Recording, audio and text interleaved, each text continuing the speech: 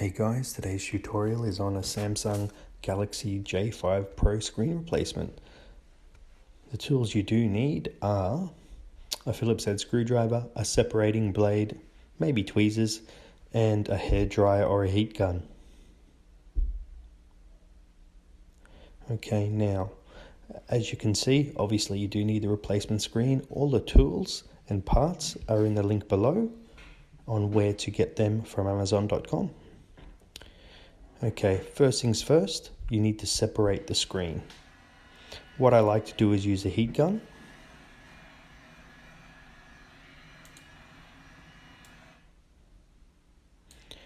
I just went around it. I heat it enough so it can still be touched. And now I get the blade, and as you can see, most importantly, when I put the blade under the screen, in between the frame and the screen, you just need to not push the blade in and just slowly work around. Take your time with this, you can reheat.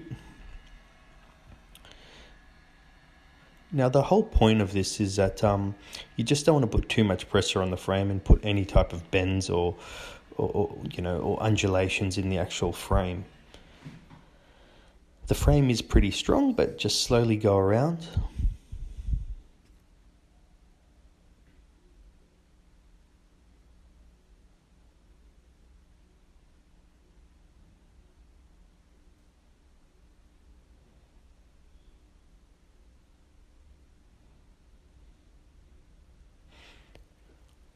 I'm just cleaning the blade a bit there.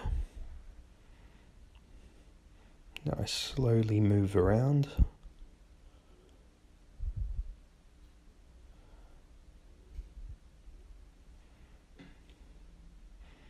Just take note on how far I push that in. I mean, it's not like you can damage the screen any more than it is. But just see how I move around. At the top and the bottom there's more adhesive, so that takes a bit more time to come off. But I don't want to put the blade in too much, or as we call it, the opening tool, too much, because I'll show you when I peel it back that there are parts like a camera and an ear speaker, and you just don't want to scratch lenses or any speakers, even though the actual part itself to replace is fairly cheap if you do damage a selfie camera or an ear speaker.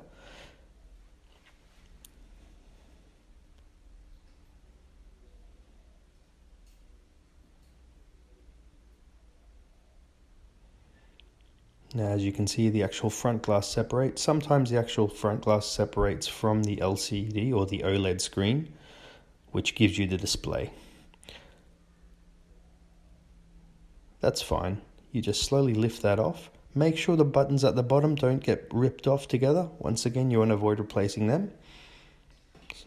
So really just pry that screen off slowly and make sure there's heat there.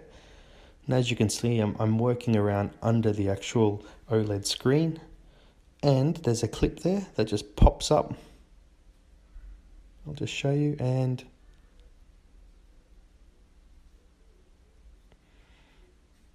there we go, it pops up just like a piece of Lego. It's a really easy clip to pull up.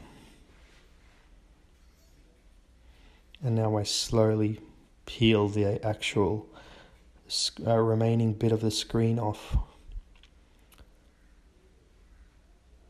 Now all we need to do here is just prepare the the frame for the new screen replacement. What I mean by that is taking any old glue. You just don't want any corners dinged in or dinted in, and you want to make sure that when you put that new screen on, there's nothing underneath that'll make it sit uneven. I've cleaned that thoroughly. It only takes about 5 minutes, but still take your time. Try to get every little piece out. Now, as you can see, I'm going to test the screen. Once you do order the screen, make sure you always test it before you actually glue it down.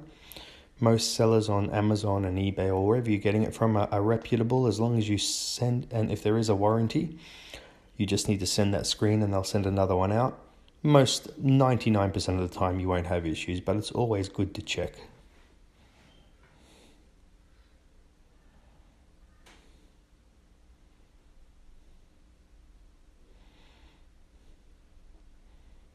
just had to charge it a bit then.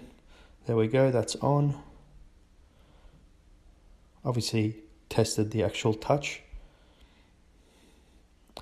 Now in this case, I'll just let you know that when we do stick the screen down, you've got two options. I like to use contact adhesive because it has flex, but you'll see that 90% of the kits that you do get out there has a little strip where you can just put around the frame, and it's like a double-sided adhesive or tape.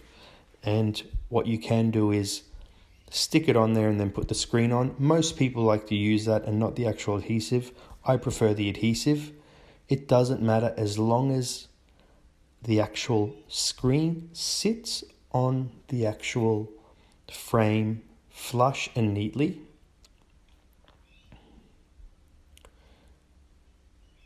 And once the actual screen, is pushed down and set correctly, as you can see at the top part there where the selfie camera is, there was a bit of adhesive, so I had to actually lift it off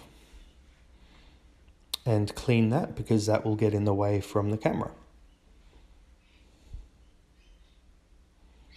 So you have to make sure that selfie camera is clear.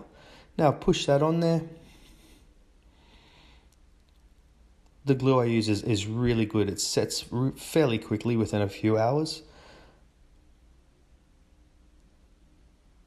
Make sure everything sits flush. And once that's done, you can be on your way to using your actual phone. Now, for people that do purchase a lot of these screens, a lot of sellers actually put stickers over the label that actually says Samsung. Now, you can buy it without the label that does say Samsung, but if it does, it's just a simple taking off the sticker, as you can see what I'm doing now. And thanks for watching. Please like and please subscribe.